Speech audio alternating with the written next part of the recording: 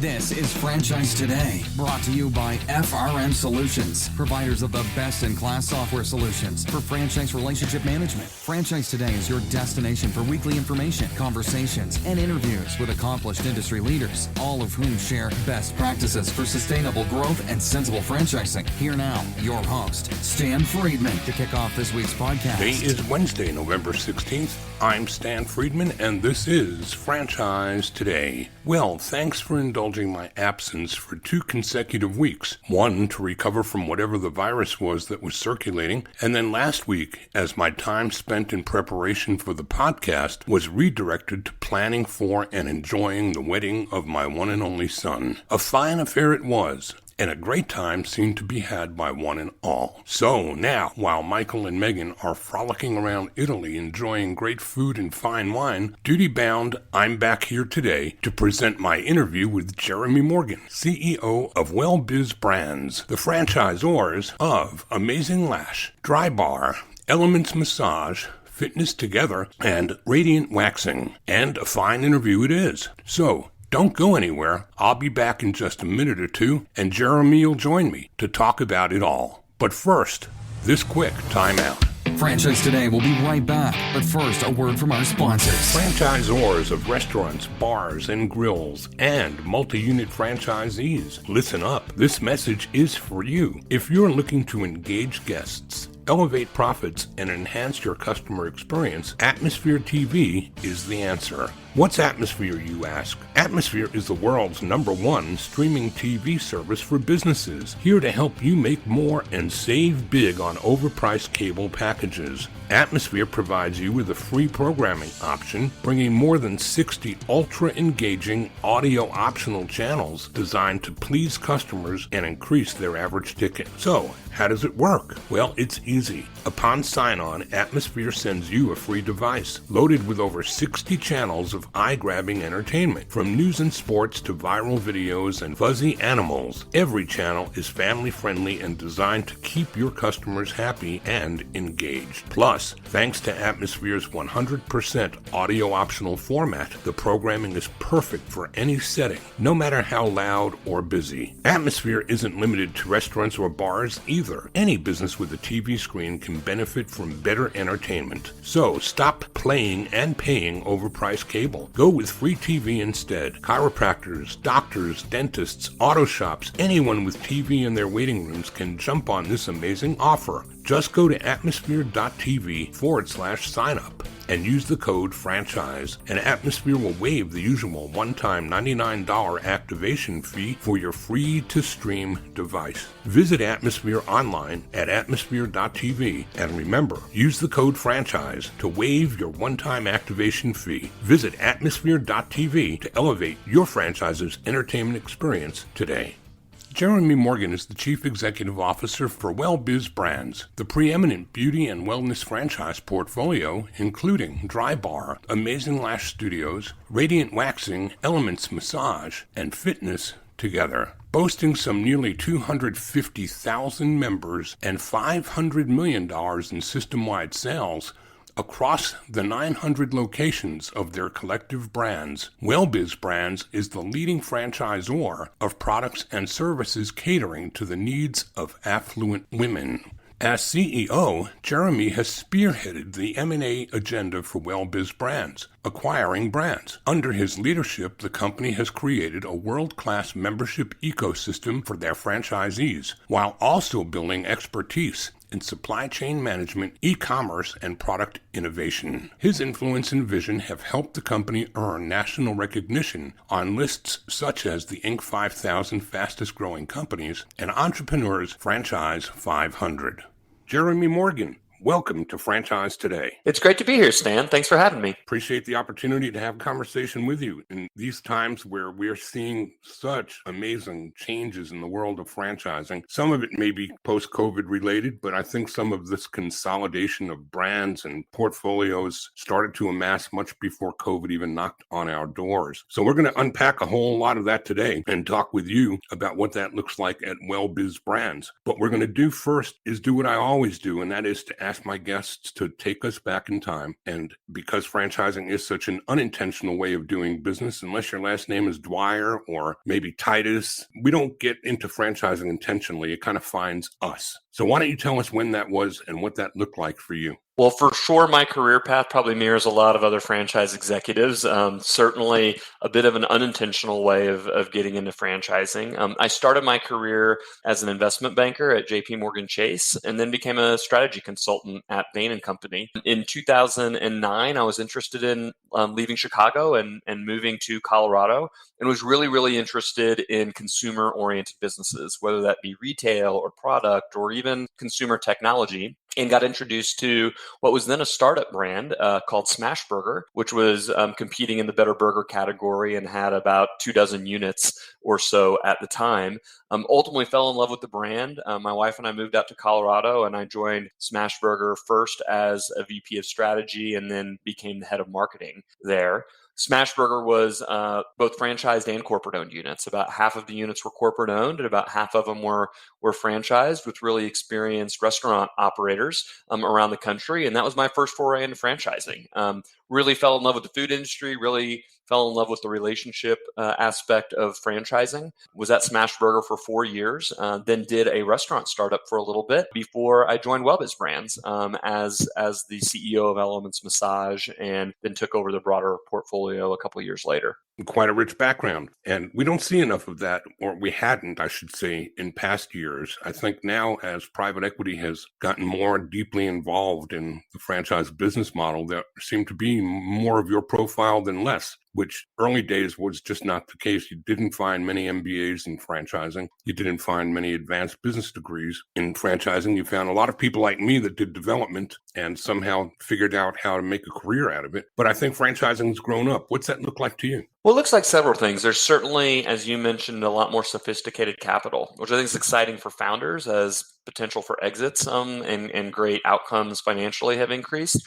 I think it's also led to your point, a lot more real career professionals entering the field, not just in the C-suite, but in the various functional areas, in the legal departments, accounting departments, marketing departments, sales departments, all the way across, which I think has really been to the benefit of franchisees out there. It's a level of sophistication that I think helps brands grow the right way in a sustainable way, and in a way that hopefully leads to real long careers for people on both the franchisor and the franchisee side of things. Well, it too has led to, I think, what has become the largest, fastest growing sector of franchising, being multi-unit and multi-branded franchisees building empires the sizes that we never saw 15 or so years ago. What's that look like from your point of view?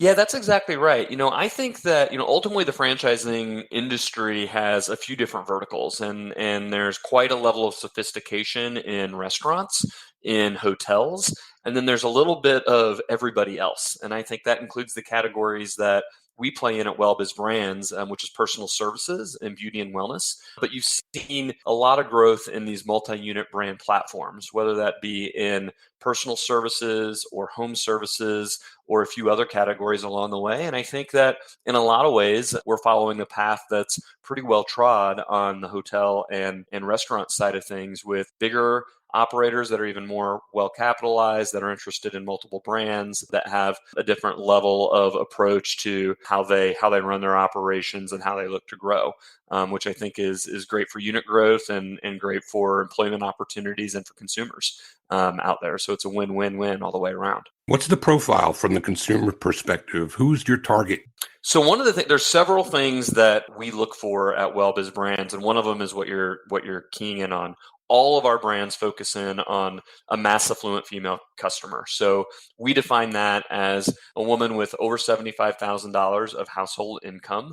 And we look for brands that really resonate with her in her personal services regimen. So whether that's eyelash extensions, massage, waxing, blowouts, personal training, it's a very similar customer. And we look for brands that fit into her lifestyle, that really resonate with her and make her look great, feel great, and be the best version of herself. I'm starting to watch for brands like yours that start accelerating not only in the accumulation of additional brands that fit that profile, but what about brands where soccer moms are dropping their kids off to play ball someplace or hit a trampoline, and she's then coming to one of your brands for one of the services that you feature. Ever thought about expanding out to the other parts of that soccer mom's life? Potentially, I would never say never on any category, but going back to the criteria that we look for, it's beyond just the specific consumer. We do think we have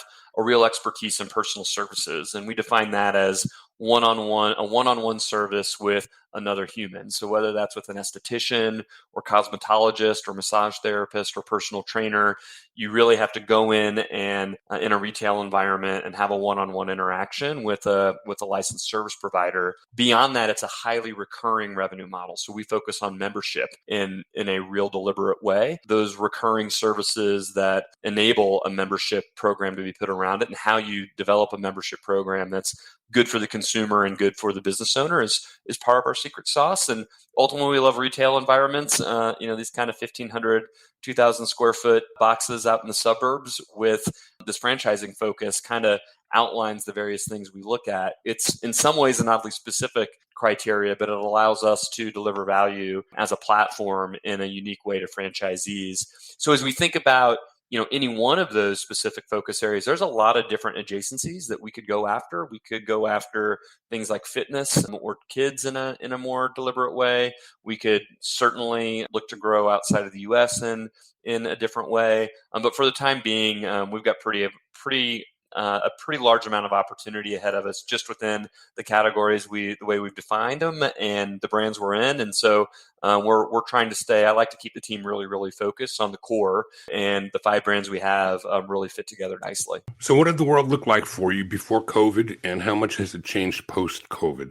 Boy, the world has changed a lot since 2020. So pre-COVID, we were a collection of 3 brands.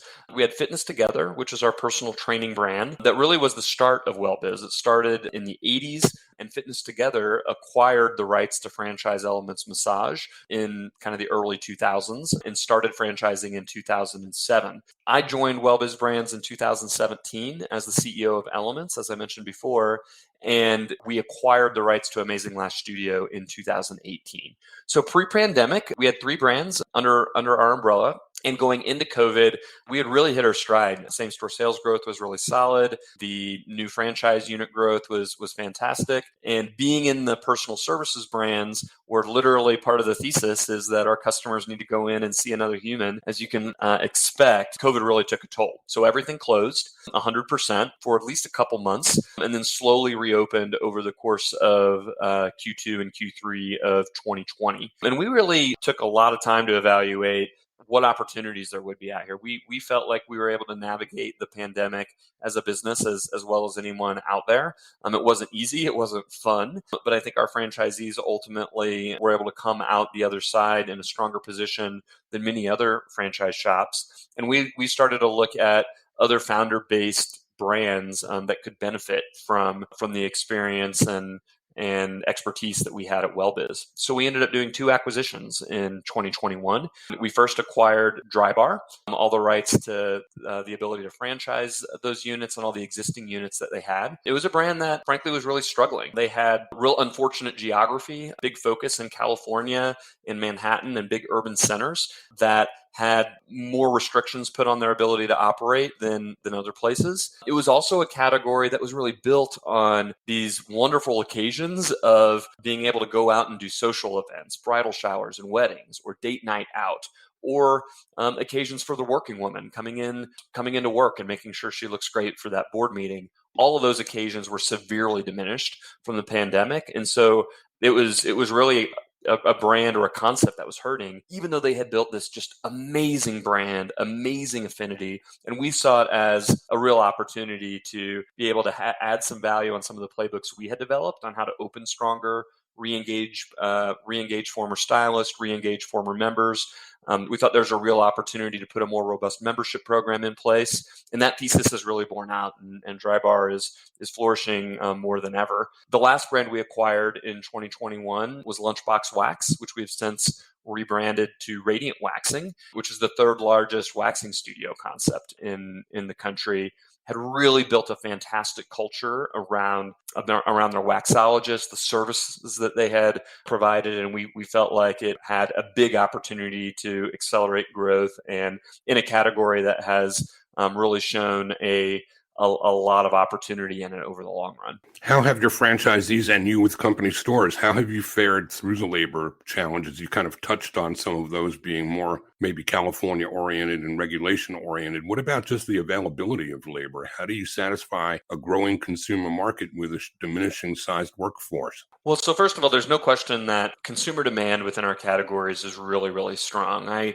often tell the team and our franchise owners and prospects, ultimately, I think beauty and wellness services is in the second inning, maybe third inning of this multi-decade phenomenon. As Gen Z and millennials get just a little bit more expendable income, get a little further into their careers, they are spending their money on experiences and taking care of themselves rather than things in a way that other generations weren't before. So, the long view of just the consumer demand in our categories is really, really strong. There's no question that demand out there has outpaced the supply of the service providers in our categories, whether that's massage therapists or estheticians or cosmetologists. And we were seeing a tightening of the labor force on the massage side pre-pandemic that had already been in motion for several years. But coming on the other side of the pandemic, we did see it was more challenging to find a cosmetologist or esthetician for Drybar and Amazing Lash and Radiant than before. But boy, they're out there. And I often tell the team, the employment brands that we have matter every bit as much, frankly, if not more, than the consumer brands sometime. And being known as a great place to work, a great place to build your career, a great culture is part of our secret sauce. And how we work with franchise owners to recruit and find the right people for their teams and ultimately build the right culture so that there is that career opportunity and they are providing the great place to work is part of what we spend a lot of our waking hours doing with our franchisees. And it is a little harder than it was pre-pandemic, but it's certainly not impossible. I think the employment market out there, people really looking for great places to be a part of. And I like to think that we do that pretty well within our franchise brands. Sounds like a great mindset, a great approach to the marketplace, the world that we live in. And if you're only in the third inning of the game, lots and lots of ramp ahead of you. Why don't we take a quick break right here, Jeremy? And when we come back, let's talk some more about the economies of scale that drive these brands on the back of the house and how many of those are functioning across brands. We're talking today with Jeremy Morgan, Chief Executive Officer for WellBiz Brands, and we'll be right back. Franchise Today will be right back, but first, a word from our sponsors. We are all familiar with Vistage, YPO, and EO. Well, now comes Zor Forum, a somewhat similar type of executive group, but this one comes with a twist. Zor Forum groups are exclusively for franchisors. Imagine a peer group for sharing and networking on a platform built exclusively for franchise executives. Zor Forum members are afforded unparalleled access to best practices and some of the brightest minds within the franchising world through regular meetings and a dedicated communications platform. In this post-COVID world, a franchise-specific mastermind or peer group is an endeavor worth making time for. Zor Forum groups of 6 to 10 will bring leaders together that are in similar situations, but with exclusivity in terms of their competitive sets, so that each can openly help others benefit from their respective knowledge, perspective, and experience with no fear of competitive loss. Network, learn, strategize, and remain motivated along your journey. Join a peer group, not just any peer group. Join the only one designed for emerging franchisors. Join Zor Forum. Learn more at zorforum.com. That's www.zorforum.com. And I pick up the conversation with Jeremy Morgan, CEO of WellBiz Brands, and we're talking about health, we're talking about wellness, and we're talking about the 5 compatible brands that satisfy the needs of health and wellness across the affluence of female America. And what about demographic-wise? Is there an age bracket? Is it Gen Z mostly, or is it older and more mature? It really spans both. Broadly speaking, it's 25 to 54 is probably the target, but certainly Customers that are older than that are a big part of things, younger than that. The income demographic is probably the bigger gatekeeper than the age demographic on things. And for all of our brands, they are, Amazing Lash and Drybar are 99% female centric. Radiance about 85, Elements is about 70, and so is Fitness Together. So kind of collectively, there might be a little bit of a different on the age range by specific brand, but they're certainly all female focused and certainly upper income in nature. And what about the levels of membership? Do you have different levels of sophistication of membership entitlements of, like a gold, a silver, a platinum? So we have core membership offerings for every single brand. We have different tiers of membership that generally come with more services as they go. And one of the big innovations that we have been piloting over the course of this year is a membership that actually spans our concept. So one membership product that allows access to Drybar, Amazing Lash, Elements, and Radiant together. It's called our Glow Pass. We've been piloting it in 2 markets, and it's gone really, really well so far. The footprint of our concepts is still in the early stages, so there aren't that many trade areas that have all 4 of our units combined today. But we wanted to get ahead of that and start to prove out what a multi-brand membership approach might look like in the future. Well, you just made a great segue to where we were heading anyway, which was the conversation about the support for these brands across the back of the house. So that you're describing sounds like a tremendous investment in technology and software. Tell us about that. Absolutely. So from a platform standpoint, we approach everything support oriented with the idea in mind of what do our brands have in common and what can we do to really supercharge support for our franchisees around the things that make them similar. Technology is a big piece of that. So taking a half a step back for a moment, all of our brands have several things in common. They have service providers that are doing a 45-minute to 1-hour service one-on-one with a customer. They have a front desk that is handling appointments, doing customer service, and selling memberships. They have a manager that is managing that overall 4-wall operation. And they have a franchise owner that might own 1, might own 20 different locations across the concept. And so as we think about the technology needs, there is our learning and development needs. How do we train those front desk workers, those service providers, those managers, those franchise owners on what it takes to do the job? How do we deliver that training to them? How do we make a common technology stack so that the reporting dashboards and the point of sales and the consumer outreach mechanisms are all using common tools? And we've wrapped that all up into a product that we call WellBiz One, which is effectively funded by the technology fee that the franchisees pay. But it's about 90% same technology stack across all of our concepts, with some nuances and different tools depending on the brand, but again, about 90% the same. And as an overall platform, we have about 900 units, just over 500 million of system-wide sales. And so what we're able to deliver from a technology perspective is on the scale of a 900 unit chain instead of the 100 to 200 unit chain approach that we would have if we were doing a sum of the parts approach. So we have a common technology team. It's about a dozen people that work on this, and it's a combination of piecing together various different best-in-class vendors, some tools that we build over the top, and bringing that together for all the franchise owners and their employees in a way that makes it really easy to understand. So that begs a question, too, then, about your franchise population. What percentage of your franchisees are participating across brands? So, boy, we are in the early stages of that, but it is where we are heading for the long term. So probably about 10% of our franchisees participate in more than one brand.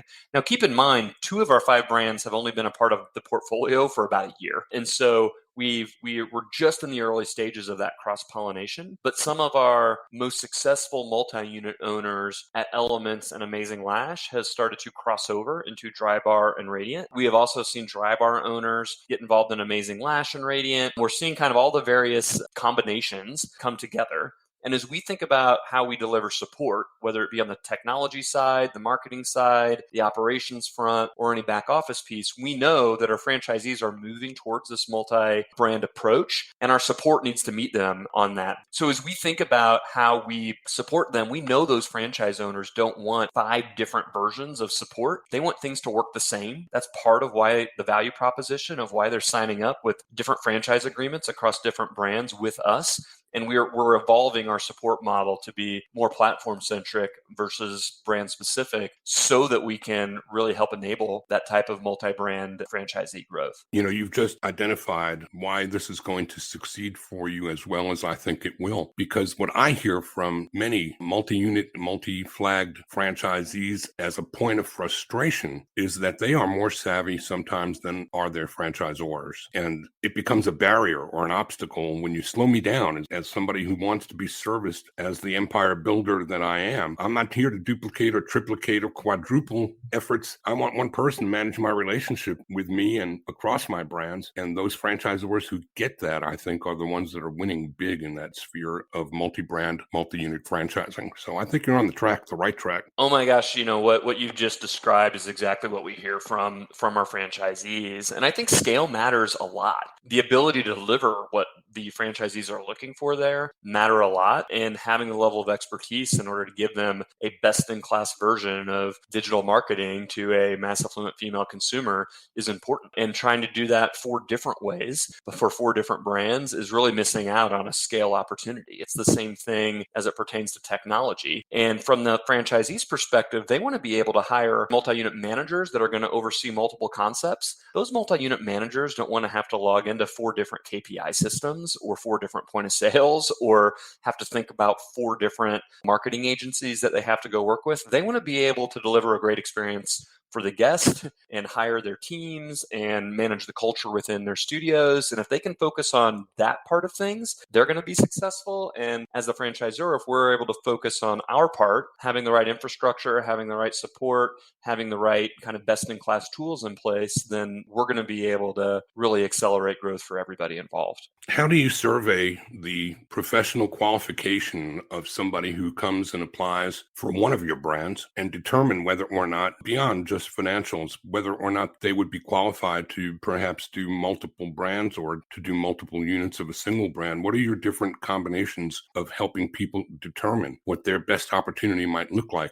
doing business with WellBiz Brands? So there's really 2 paths in general for how we think about franchise growth. Our first pitch is always we love to grow with our existing franchise owners. We know them well. If they've been successful in one brand, it's a pretty good indication that they know how to follow a playbook. They know how to work with us. They know how to deliver a great experience to guests, that they're probably going to be successful with another one of our brands. In fact, as we've brought on Drybar and Radiant Waxing, one of the very first things we did was offer up kind of the friends and family deal to our existing franchisees to really allow them to partake in the opportunity, but also allow us to grow in a way and experiment with what support needs to look like for franchise owners that already know us well. For the most part, prospects that come in the door, new prospects that haven't been franchisees in the past, are coming in with interest in one of our brands, or they know one of our brands specifically. They've been customers of that brand. They've done investigation on it. And as they learn more about us through the process with our franchise sales team, through our confirmation day,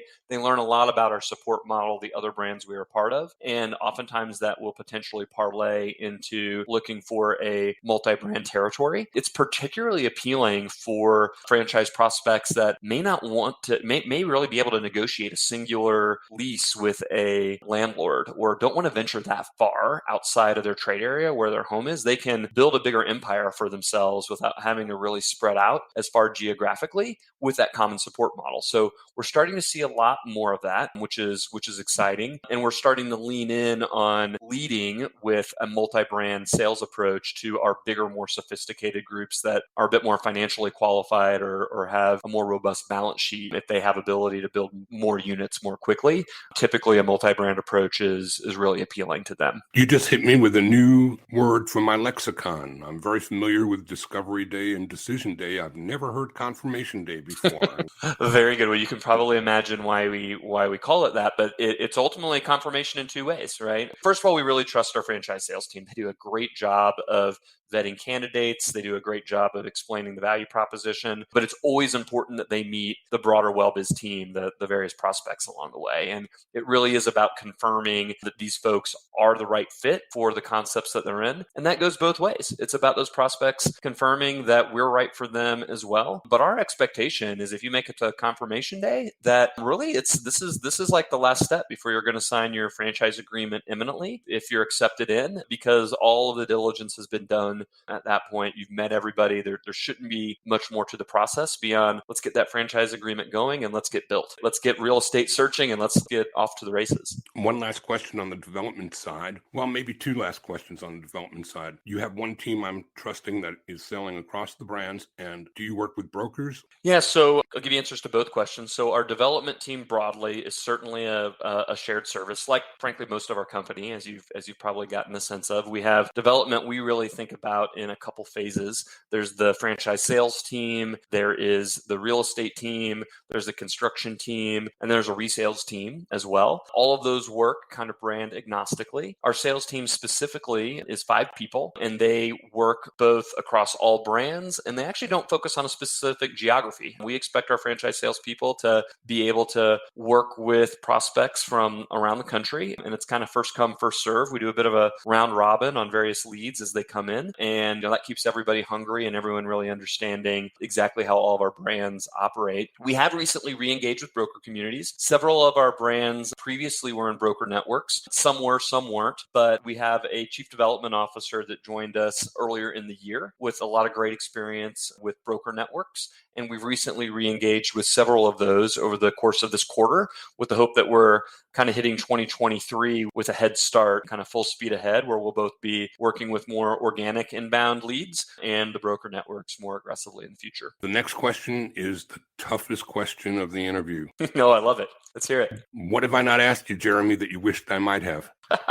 Very good. Very good. Well, I think one of the things that I often get asked about is, well, what's in the future for WellBiz? What's the M&A plan? How are we looking to grow? And what I love about multi-brand platforms like ours is there's a lot of levers to grow. Of course, we're always working with our franchise owners on how to build their unit level economics, how to build top line, how to build their own businesses. We're of course selling franchises and looking for unit growth as we go. But I think from an M&A standpoint, I've described the various different types of concepts that could fit our portfolio. This membership driven, female centric, retail-oriented personal services concepts. There's a lot of stuff in the beauty space, whether that's skincare or tanning or manicures and pedicures or hair coloring. On the wellness side, there's chiropractors and physical therapy and all kinds of new concepts that there are founders out there experimenting with. Where WellBiz really comes in, I think, we are not the folks to come up with a new concept, but we are the ones that know how to take over an existing concept and really provide it the scale to grow effectively for the long run.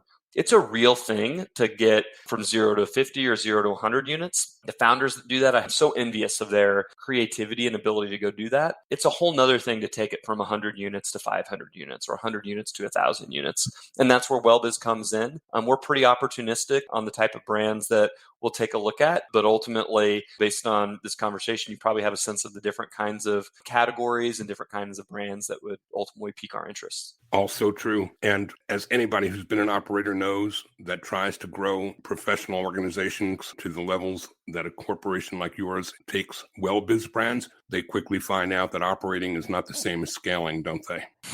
There is, it takes both, right? I mean, it really does take both, but having that growth-oriented mindset on our team is just a core part of our DNA at WellBiz. We have about 130 employees at WellBiz. I think it gets to the scale and scope of what we bring to the table for our franchise owners. It gets to this idea that the support you get as a franchisee within our portfolio is much, much bigger than what you would get if it was a standalone brand by itself.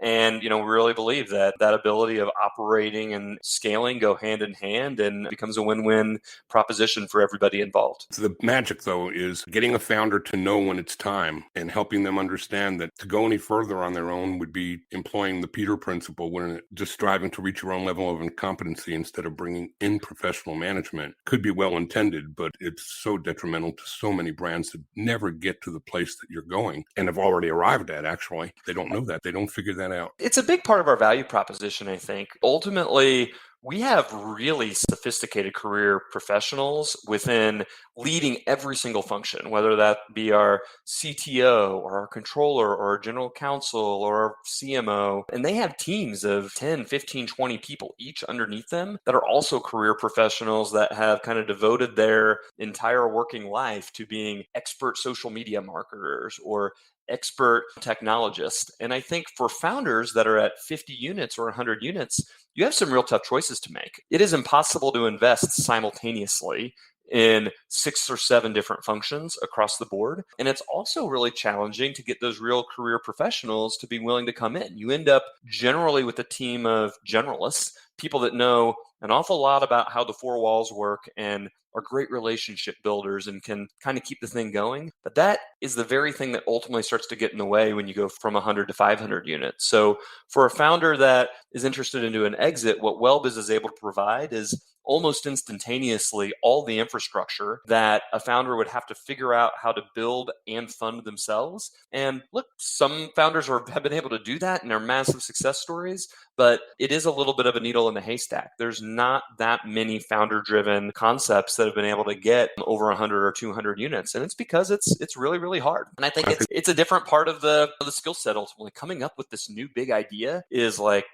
amazing and a challenging thing. And then scaling it's a whole new thing. And I think that's where professional management teams come in and are able to take things to the next level for the long run. I think what you've just described as pertains to founders is a parallel line to somebody deciding to buy a franchise in the first place or to go it on their own. It's where are you going to get all of these tools and get all of the benefit of the economies of scale working for you as you're doing it on your own that are available to you if you join a franchise organization and have the power of those professional teams at your disposal. Same story, just at a different level, isn't it? It is exactly right. I think that the playbooks that we've been able to develop with the expertise that we have to bear are the best resource that our franchisees have. It is the exact reason why someone looks to go into franchising versus starting something on their own. Look, nothing's a slam dunk. Owning a small business is not easy, whether that's a concept you come up with on your own or on the franchise side, but it certainly de-risks the prospects and also provides you a backstop on things that you may not be an expert in yourself, knowing that a platform like WellBiz is there to kind of fill in the gaps and help keep you honest on the things that you don't know. I think part of the big value proposition on why you would join a franchise in the first place. I saved the easiest question for last. How about sharing some contact info so those who like what they've heard today can find you again? Absolutely. Well, you can find out about all of our brands at wellbizbrands.com. We, of course, have our individual brand websites, but I won't belabor that. And always happy to connect to anyone over LinkedIn. You can email me at jmorgan@wellbizbrands.com. My invitation awaits your click on LinkedIn. I'll be watching for that. And Jeremy Morgan, it's been a real pleasure having you here today and having you share so much with the audience about the successes you've already achieved and those that are still ahead for you. Yeah, thanks so much, Dan. It was great spending some time with you today. Jeremy Morgan, CEO of WellBiz Brands. Well, that's a wrap for today. See you back here next Wednesday at noon Eastern when we do it all again. Until then, I'm Stan Friedman wishing you the best, the very best of all things franchising, and Franchise Today is out. Franchise Today is a production of FRM Solutions, providing best-in-class CRM tools to empower relationships with prospective and existing franchisees. No excuses, just solutions. Find them online at frmsolutions.com. Join Stan every Wednesday at noon Eastern for another live episode of Franchise Today. Or, as always, download episodes on demand at blogtalkradio.com or iTunes. When you're part of a military family, you understand sacrifice and support. So at American Public University, we honor your dedication by extending our military tuition savings to your extended family. Parents, spouses, legal partners, siblings, and dependents all qualify for APU's preferred military rate of just $250 per credit hour for undergraduate and master's level programs.